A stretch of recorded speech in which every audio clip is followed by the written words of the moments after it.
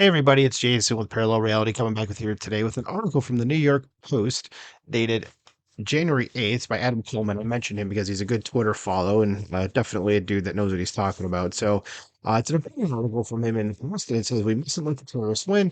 Anti-Israel activists blockading traffic need real punishment." I'm wondering why none of them, or almost none of them, have been punished at this point. It's like you're disrupting people's lives, but okay, let's go ahead and see what Mr. Coleman has to say. Says during Monday morning rush hour, and this would have been actually January 8th, says dozens of anti-Israel activists decided to disregard the livelihoods and concerns of New Yorkers and tri-state commuters by simultaneously blocking traffic through the Holland Tunnel in Lower Manhattan and the Brooklyn, Manhattan, and Williamsburg bridges. They shut it down for Palestine protesters, held signs exclaiming to lift the siege of Gaza, ceasefire now, and end the occupation, free all Palestinian prisoners, USA stop arming Israel while chanting free, free Palestine. I should mention that these are not very smart people. Okay, they don't seem to know what's actually happening then. And they have these slogans that someone might go, "Yeah, that sounds good," and then you're like, "Oh wait, none of that's not actually happening." Okay, now there's not really a siege of Gaza. It's they started shit, and they basically they're effing around, and they effed around, and now they're finding out. Okay, and any sort of ceasefire means Israel ceases to exist. So no, that's not going to be a thing, and it should not be a thing. And the occupation, well, there need to be one for them to end it. Free all Palestinian prisoners. Yeah, no. Most of them are terrorists, so that's not going to be a thing. USA stop arming Israel. No, we shouldn't.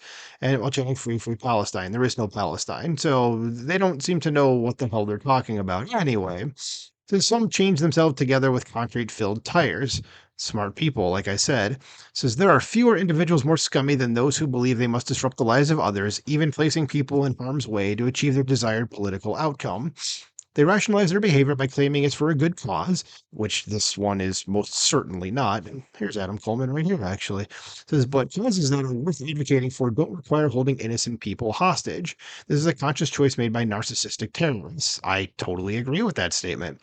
Says, worse, the decision to take us all hostage only accomplishes feeding our attention-seeking conscious egos because it doesn't come close to remedying the problem. Right. People are arrested for this, and some even jailed, depending on what they did.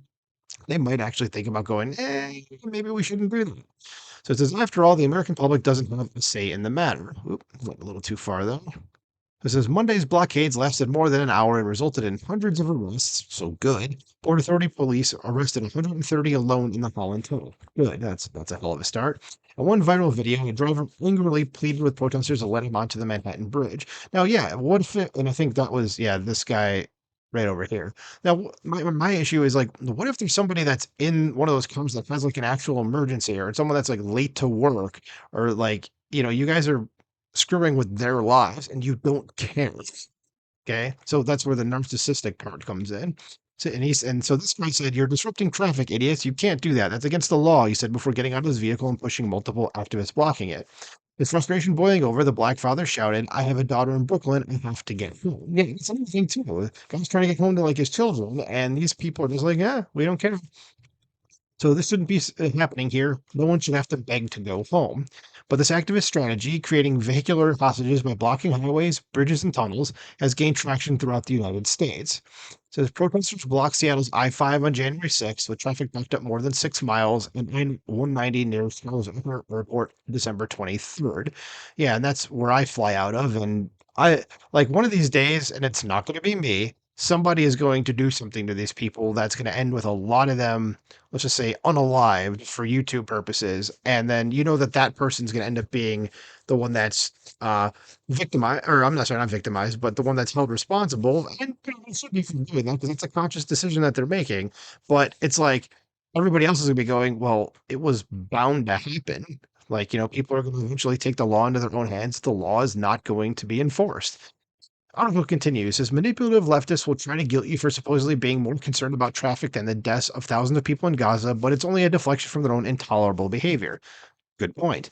Says they cannot answer how keeping you from making it to your job on time, putting your employment in jeopardy, will save a life in Gaza because they know it won't. It's a far-fetched aspiration at best. Yeah, and that's like when these people, like in Philadelphia, I saw them. They were protesting an Israeli restaurant or bakery or something like that, and it was like, what are those people gonna do? Like, seriously, like answer that question. Like, what can they possibly do about stopping the war in Gaza? The answer is literally nothing. So maybe this isn't about Israel. Think about that.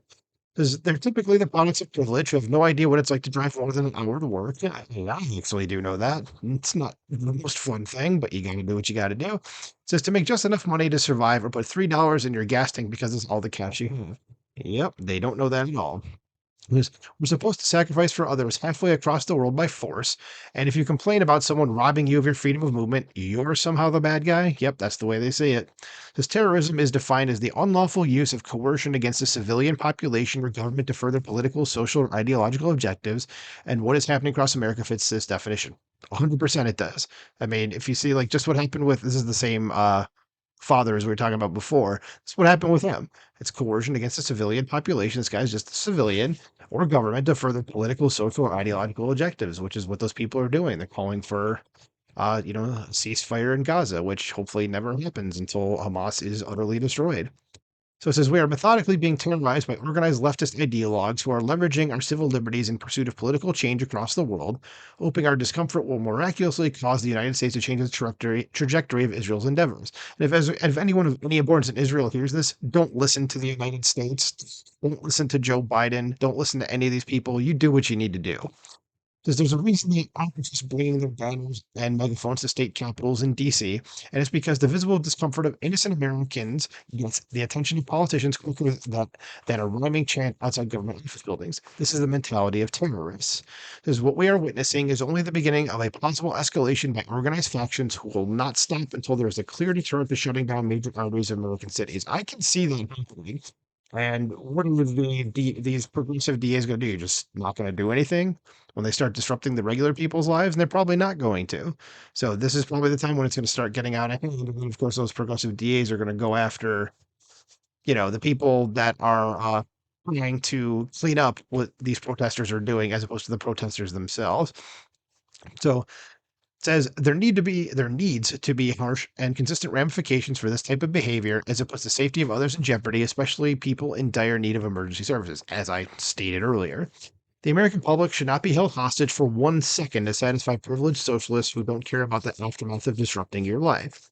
It says you teach people how to treat you, and if New York prosecutors give these people slaps on the wrist, we're only teaching them that we're willing to endure their petulance whenever they see fit with minimal consequences. This America's policy is that we do not negotiate with terrorists, and we shouldn't start now. Excellent article. I agree with the entire thing, to be perfectly honest with you. So yeah, I mean, I don't really have anything additional to add here. I mean, this is kind of like if I could write the perfect article, I probably would have written this about this sort of situation. He's 100%. Adam Coleman right here is 100% right about all of this.